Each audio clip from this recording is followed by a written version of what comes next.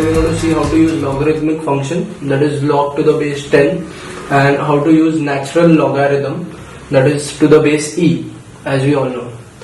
So it's pretty simple. We have your log button as well as ln, that is natural logarithm.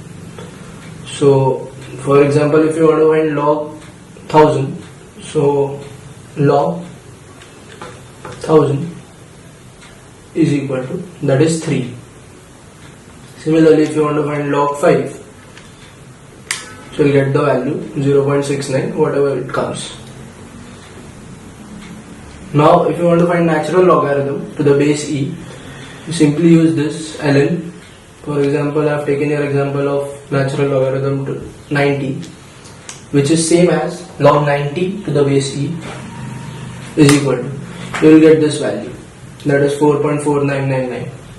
Now if you want to reduce this value to some number of significant digits, so it's a very simple procedure. You press mode here 5 times, then significant digits, that is 2. How many digits you want this answer to be reduced to? For example, 3. So again we use this ln 90 4.50. So it is reduced to 3 significant digits.